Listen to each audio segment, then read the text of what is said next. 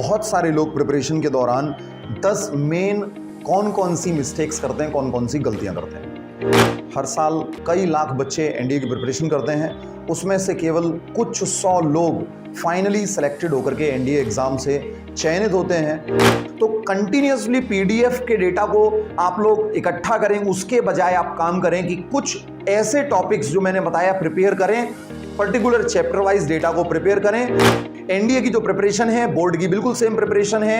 NDA और board को दो अलग अलग चीजें ना समझें, दोनों को एक ही चीज समझें। जय हिंद दोस्तों, बहुत बहुत स्वागत है आप सभी का कैडेट्स पॉइंट डिफेंस एकेडमी में।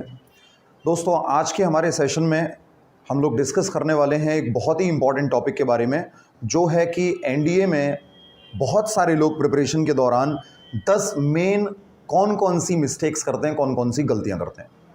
दोस्तों, बहुत सारे लोग प्रिपरेशन करते हैं, हर साल कई लाख बच्चे एनडीए की प्रिपरेशन करते हैं, उसमें से केवल कुछ 100 लोग फाइनली सेलेक्टेड होकर के एनडीए एग्ज़ाम से चयनित होते हैं और फिर लास्ट में पुणे से होते हुए, खड़गवासला होते हुए वो अपनी ड्यूटीज़ को ज्वाइन करते हैं।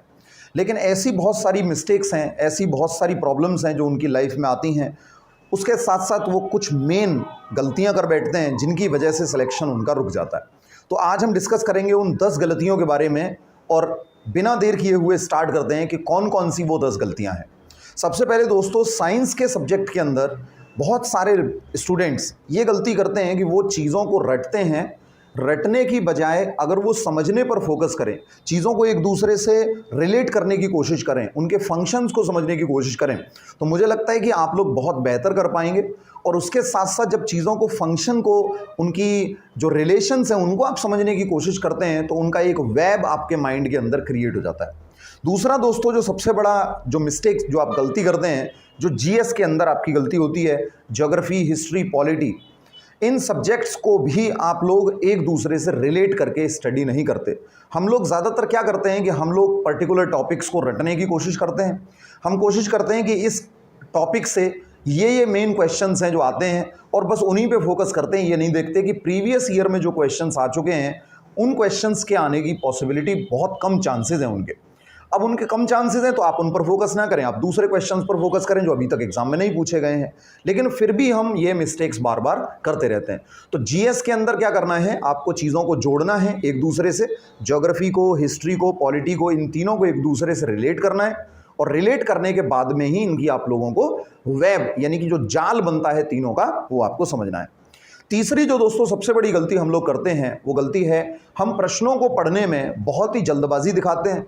हम कोशिश करते हैं कि कहीं हम लेट ना हो जाएं, और उसकी लेट ना हो जाने की से बचने के लिए हमारी कोशिश रहती है कि जल्दी जल्दी से हम प्रश्नों को पढ़ें, जल्दी जल्दी से क्विकली क्वेश्चंस का एक रिव्यू ले लें और फिर देखें कि इसका आंसर पॉसिबली इनमें से क्या हो सकता है। तो ये दोस्तों सबसे बड़ी हमारी मिस्टेक है। क्वेश्चन को जितनी आराम से, जितनी धीरे आप लोग पढ़ सकेंगे, उतना ही ईजी रहेगा आपके लिए आंसर दे पाना। क्योंकि कभी कभी तो हम वो समझ ही नहीं पाते जो क्वेश्चन के अंदर पूछा गया है। बहुत बार हम लोग सिर्फ और सिर्फ क्वेश्चन के अपने जो हमारी थिंकिंग है उसको ओवरलैप करके क्वेश्चन का आंसर दे डालते हैं, जबकि वो पूछ कुछ और ही रहा होता है। अगला दोस्तों, आपने देखा होगा मैथ्स में बहुत सारे लोग क्या गलतियां करते हैं। कभी कभी मैथ्स के अंदर, अक्सर आईआईटी के अंदर, एनडीए के अंदर ये किया जाता है, मैथ्स को, क्वेश्चंस को इस तरीके से डिज़ाइन किया जाता है कि वहाँ पर कभी जब आप आंसर करेंगे उसका, तो एक पर्टिकुलर पॉइंट पे आपसे कोई गलती होगी। वो गलती प्लस माइनस, मल्टीप्लिकेशन या किसी भी और ब्रैकेट सॉल्विंग में हो सकती है, या फिर मान लीजिए स्क्वायर रूट में या किसी भी और प्रॉब्लम के सॉल्विंग के दौरान वो गलती आपसे हो गई। उस गलती के बाद में जो आपका आंसर निकल के आएगा, वो आंसर भी दोस्तों ऑप्शन में रखा होगा। जब वो आंसर ऑप्शन में रखा होगा तो आपको लगेगा कि आंसर आ चुका है, हमारी कोई गलती इसमें अगर होती तो आंसर नहीं आता। लेकिन आमतौर पर वहां से क्वेश्चन को डाइवर्ट कर देते हैं वो लोग, और जो गलत आंसर निकल के आ रहा है उसी को सॉल्व करके गलत आंसर को वहां पे रख दिया जाता है, ताकि आप जब क्वेश्चन सॉल्व करेंगे आपको लगेगा कि मुझसे तो कोई मिस्टेक नहीं हुई, अगर मिस्टेक हुई होती तो फिर इसका आंसर ये नहीं होता। तो एक तो ये है जनरली। आगे देखें हम, तो सिलेबस के बारे में बहुत सारे लोग जल्दबाजी करते हैं और सोचते हैं 6 मंथ्स के अंदर हम लोग सिलेबस को कंप्लीट करने के बजाय 3 मंथ्स में या 2 मंथ्स में या 45 डेज के अंदर सिलेबस को कंप्लीट करने की सोचते हैं। अगर इतनी जल्दी सिलेबस दोस्तों कंप्लीट हो जाता तो वो और केवल पॉसिबल है रिवीजन के दौरान। आपको कम से कम एटलीस्ट 45 डेज चाहिए होते हैं रिवीजन की प्रिपरेशन करने के लिए। एटलीस्ट 6 मंथ्स का सिलेबस पूरा जो कार्व आउट है वो आपको स्टडी करना होगा। उस सिलेबस के अंदर जो भी डेटा है उसको रिवाइज करने के लिए 45 डेज आपको अलग से देने होंगे और आपको एक एक चीज, एक एक चैप्टर, उस चैप्टर के नोट्स बनाने होंगे। उन नोट्स के अंदर आपको पर्टिकुलर क्वेश्चंस अपने आप से सेटअप करने होंगे कि भाई इस पर क्या क्वेश्चन पूछे जा सकते हैं, और तब जाकर के लास्ट में आपको उस एक ओवरव्यू पर्टिकुलर चैप्टर का आपको तैयार करना होगा जहां से क्वेश्चन पूछे जाने की पॉसिबिलिटी है। तो एक हम कहें कि जो फुल अप्रोच है एग्जाम के लिए, ओरिएंटेड अप्रोच है एग्जाम के लिए, और डेडिकेटेड जो मिशन आप कंप्लीट करना चाहते हो उसके लिए जिन चीज़ों की रिक्वायरमेंट है वो कहीं ना कहीं हम लोग पीछे छोड़ देते हैं और सिलेबस को जल्दबाजी से पूरा करने की कोशिश करते हैं। बहुत नई एक गलती, बहुत सारे ऐसे हमारे स्टूडेंट्स हैं जो गलती करते हैं कि लास्ट टाइम में जो प्रिपरेशन है वो लगातार उनकी चलती रहती है। एग्जाम को 10 दिन बचे हैं, 5 days, 2 days, 3 days, 1 day, exam कल होने वाला है और वो कंटिन्यूअसली प्रिपरेशन में लगे हुए हैं। तो अगर आप प्रिपरेशन कर रहे हैं, अगर आप किसी भी तरीके के किसी भी टॉपिक पर आप फंस गए हैं, तो अगर लास्ट टाइम है एग्जाम का तो बिल्कुल भी दोस्तों वो गलती ना करें और उसको वहीं पर आप लोग छोड़ दें, क्योंकि जो अभी तक आप नहीं कर सके उसको आप 2-3 दिन के अंदर या फिर 10-15 दिन के अंदर आप कंप्लीट नहीं कर पाएंगे। तो जो भी हो चुका है उस पर फोकस करें, उसको बार बार रिवाइज करें।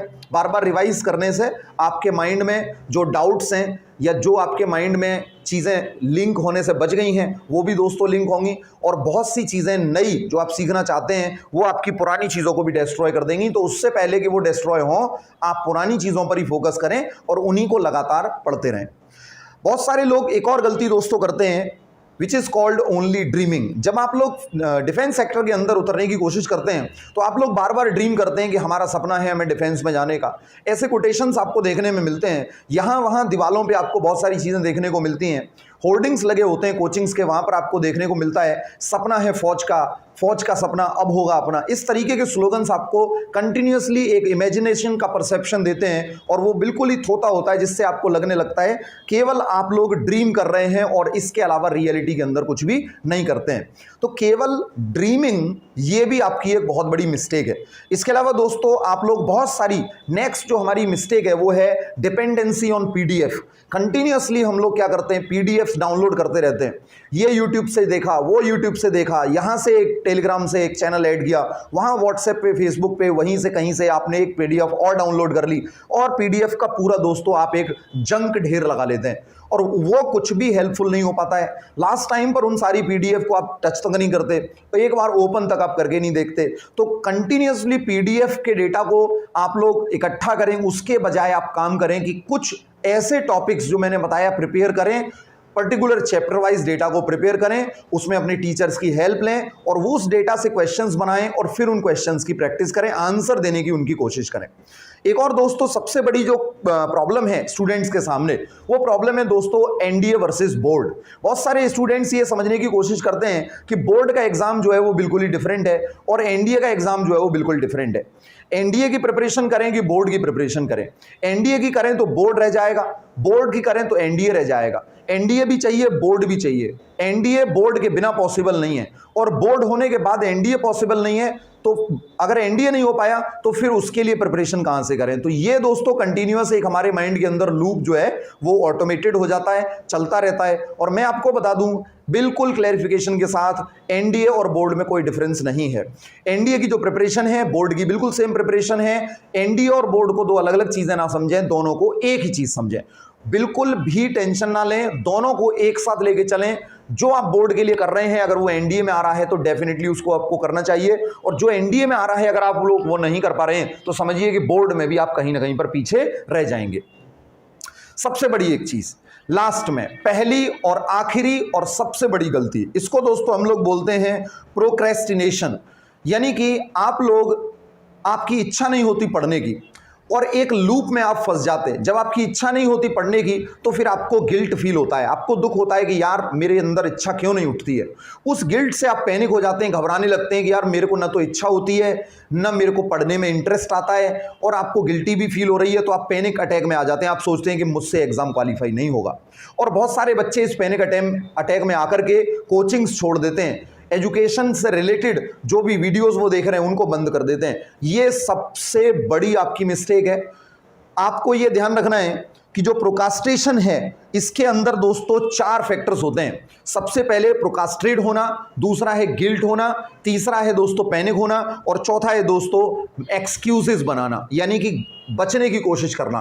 तो आप अगर इन सारे फैक्टर्स को ध्यान में रखेंगे तो हमारा पूरा विश्वास है कि आप लोग डेफिनेटली एग्जाम्स की प्रिपरेशन को एक अलग स्टेप पर, एक अलग ऊंचाई पर ले जा पाएंगे। और इसी के साथ मैं आपका दोस्त मिलता हूं नेक्स्ट वीडियो के अंदर।